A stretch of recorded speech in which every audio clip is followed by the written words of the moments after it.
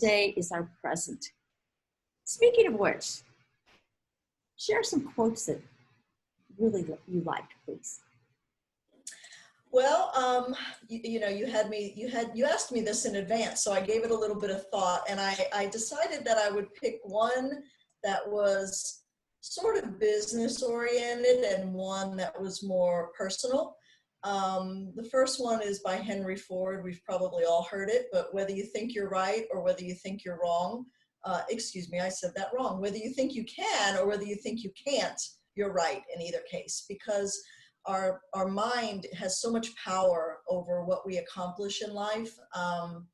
It's really a self-fulfilling prophecy, in my opinion. So, for instance, when I was much younger, a 17 to 20-year-old, let's say, I was really a pretty cute kid, but I didn't know it at the time. I could find a million things wrong with me. I, could tell you all the reasons why I wasn't good enough. So you flash forward 40 years in the future, I'm older, I'm heavier, but I like myself better today than I did back then because I now value myself. So I think your mind just has a really strong power over what you think of yourself and what you can accomplish because of that. The other quote that I like is— Wait, I want to add to that because you said something that really strikes me. It's also what we do to label what we see in the mind. If I think, because you and I might look at the same thing and I might say, that's really awful. And you might say, I notice a sunset. There's no label. Sure. And I think the less we do the labeling, and I know that this is something I watch in myself. Mm-hmm. And I say, okay, because I'm like you. And when I was younger, I looked at myself. And when I was much younger, I thought, oh gosh, I'm so heavier. I'm so this or that. And I look back on I went to my high school reunion about a couple of years ago. And I looked at myself and I thought, God, she was a cute kid. She's so cute. Look at this cute kid. Too bad we didn't realize it at the time, right? Yeah, she wasn't heavy. She was darling. It was always like that. And it's just that. And when you say that, it's about the mind. And also, what values do we attach to that? What values are important? Because that shapes us so much. Sure. I mean, your priorities change. Oh, yeah, your priorities change so much over the years. But the other thing the other quote that I really thought about spoke to me was by Maya Angelou. And when she says, when someone shows you who they are, believe them the first time. I think that's really powerful because, when I was younger, I really depended on my first impressions a lot. And, not that that's always right, but it seemed to always turn out to be right. I would have a first impression, then I would kind of change my mind or give somebody another chance or whatever. And it always seemed to be that in the end, I should have just followed my mind. Kids have that instant reaction to certain people, and when your child has a bad reaction to somebody, we tend to say, oh, be nice, don't do that, and we suppress that, just first instinct. Sometimes we need to trust that little voice inside of us that's telling us something. Oh, that's a great way, especially because I was smiling to myself because I made a life-changing decision and I did not trust my gut. Yep. And I did it more than once. And I did another one. Didn't trust my gut. One was about a job. Because I just said, no, we're going to make it work. And I'm going to, do it. And I had more pain, physical and odd things that happened. And I was so sick all the time. Yeah. We have to trust ourselves. Really well said. But yeah, those were the two that I think just came out to my memory first and foremost. So now your kid has left home. He's 26, right? Right? 26. Yeah, 26. Has your relationship changed any with your spouse?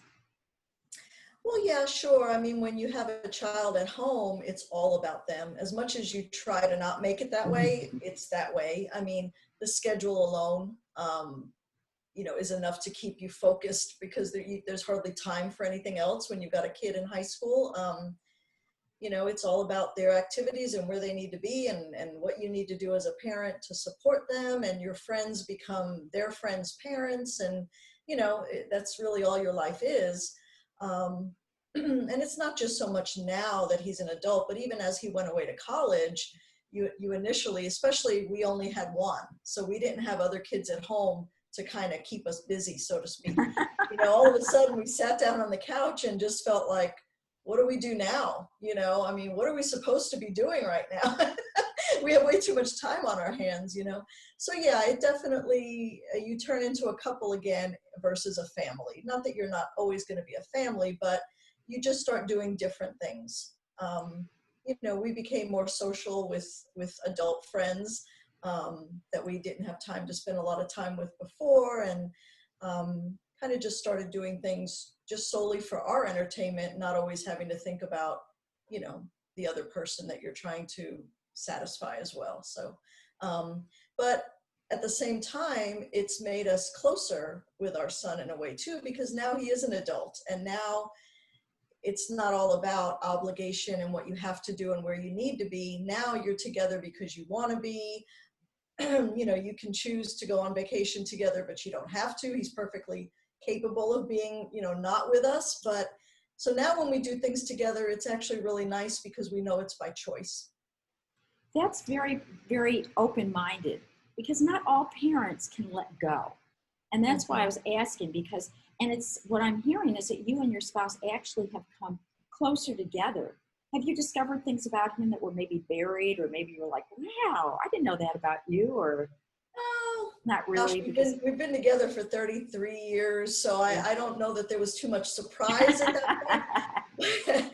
But I think it was more about time, making time for certain things that we just didn't before. There was a whole period of years when our son was younger that, there were all these movies that we never hardly heard of because we were so focused into Disney, so now we're seeing all these movies for the first time and people are like, where have you been? So, it's just different priorities. Yes. And what's great is that you're a young, quote unquote, young parent, and that you had this great, yeah, you really, believe me, because I'm what's called an old parent. And really, and my ex-spouse is older than me. And he's in his, I think it's late 70s at this point. So when you have kids like that, there's also, for me, there's a little bit of concern about, gosh, I don't want to become their, the old mom sitting at the corner drooling. Oh, that's my mom, and, No, I'm not quite there yet. Well, I'm not either, but at the same time, I often have said to my kids, because I've had to experience older people problems, is what I call them. Sure. They don't have any grandparents. I grew up with all my grandparents. Things that I took as very natural, and there's nothing wrong with it. But I know that a number of women have your situation, and perhaps they have mine as well, where it's just a point in life where, sometimes I feel for my kids, like I really don't want to be a burden. And at the same time, the real truth is that there are things that happen now that, if I was 50 years old and had grown kids, or 58 even, it would be a different ballgame.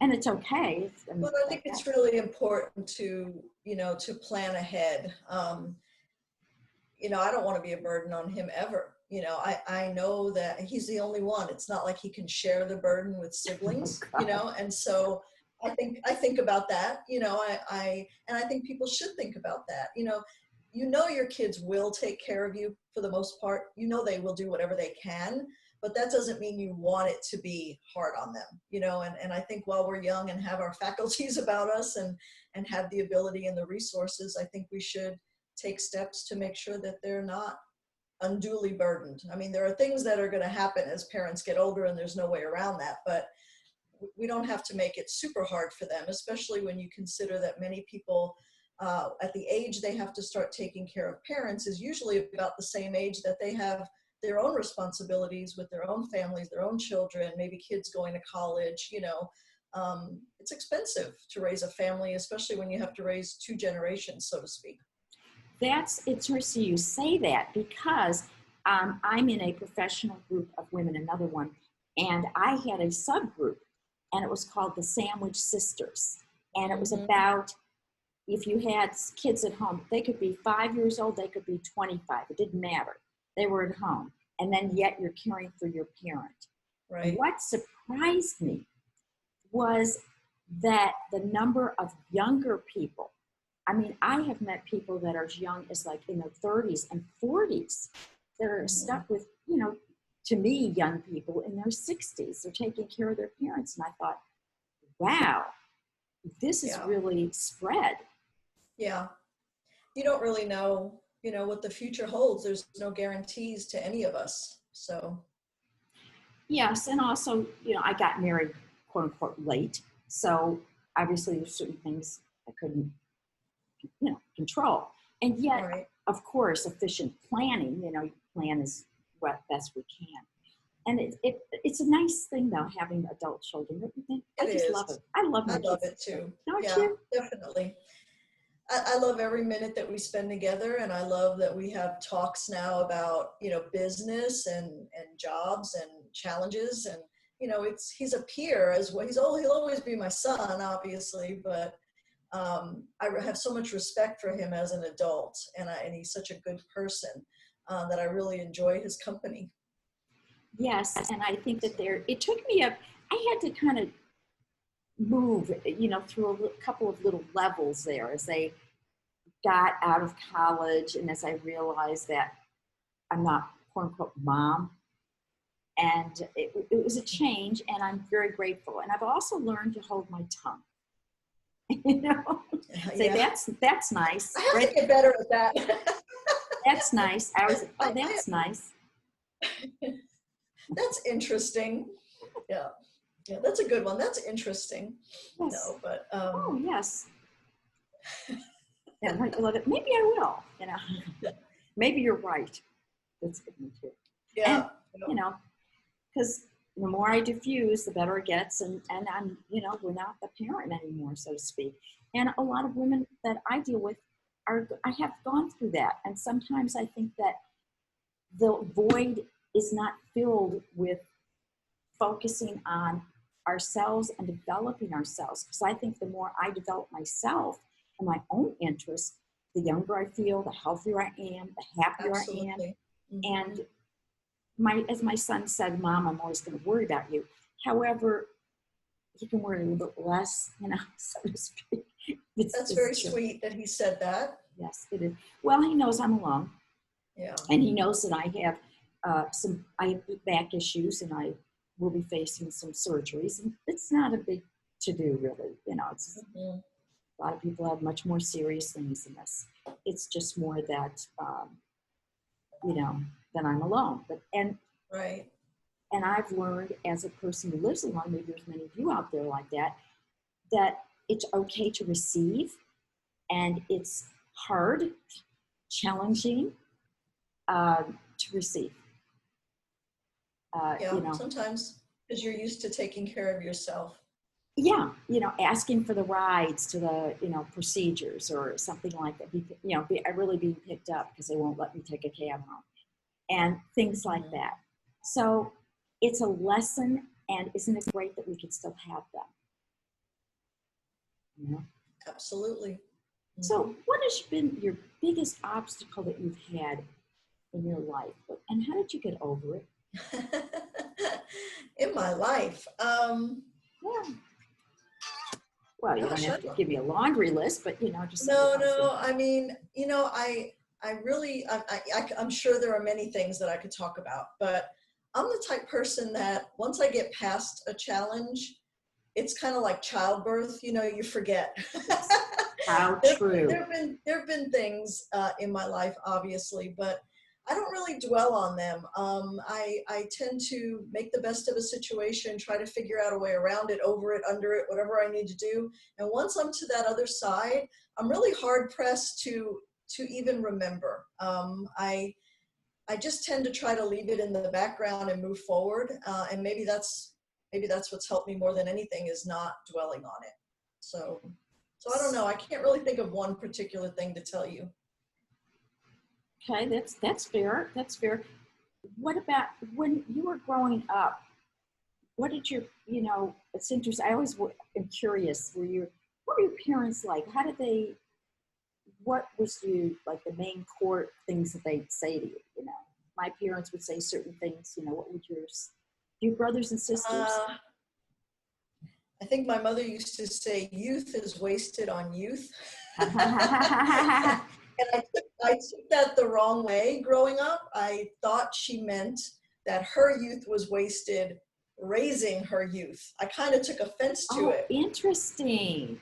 And later, as I got older and realized that what she really meant was, when you're young and you have your health and you have your youth and your beauty and your resources and whatever else you have before you, what you're lacking is the experience to make the best of those things. I think that's more what she meant. And I think I agree with her on that. Like I said earlier, I'm a happier person today than I was when I was young, even though in some ways I had a lot more going for me then. So,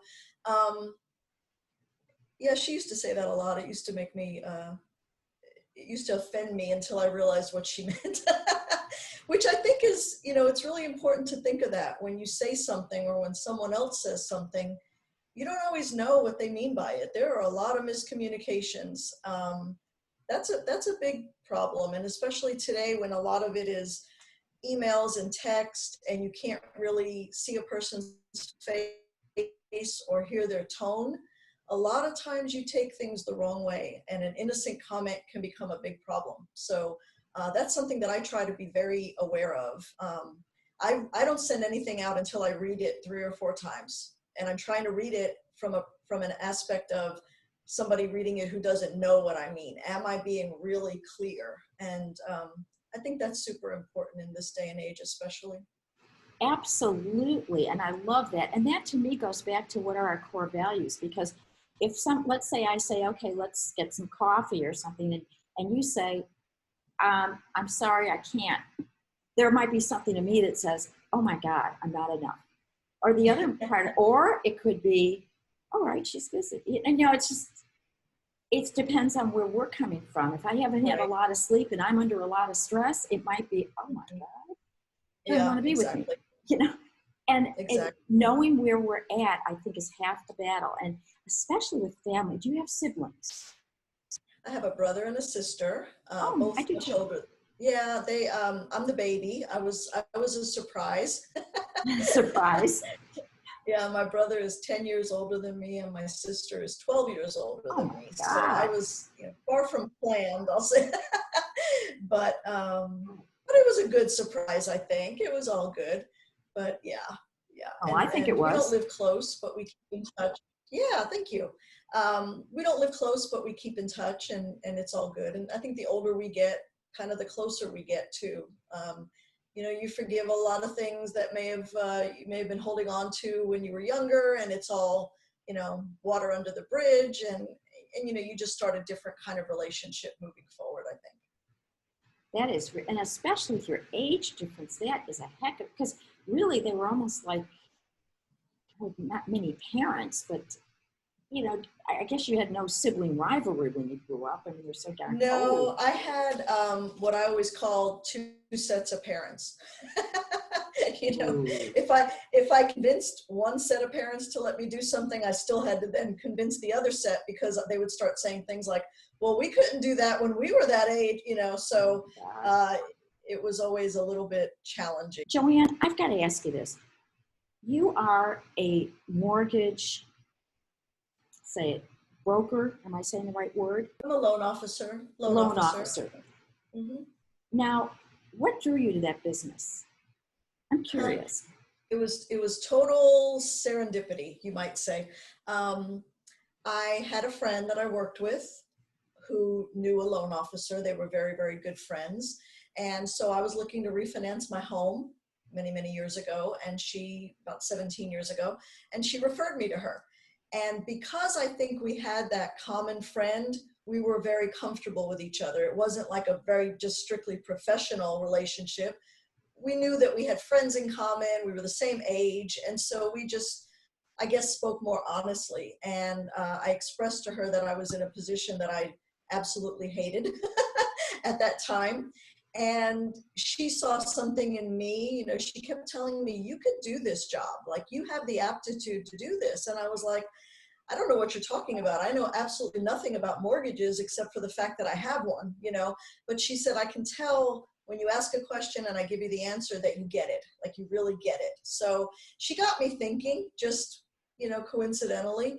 I had always thought about real estate because I always wanted to do something self-employed, working from home kind of thing.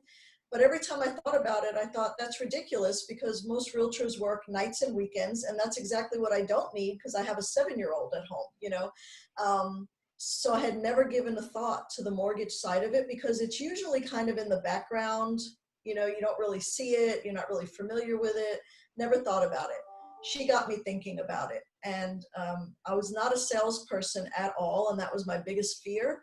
And she said, you don't have to sell anything. You just need to meet people, make relationships, you know, it's going to be fine. She convinced me. Anyway, I took a leap of faith because that's how unhappy I was at the time. And I just cannot believe how wonderful it's been. It's been, I can't even imagine doing anything else at this point. Wow. So I owe her my career. You know, and taking that leap of faith is so great. And even if we feel fear, because I know we've talked in the past, and you had felt fear at some points, you know, and yet you just went in there anyway. You know, it's like that Nike, just do it.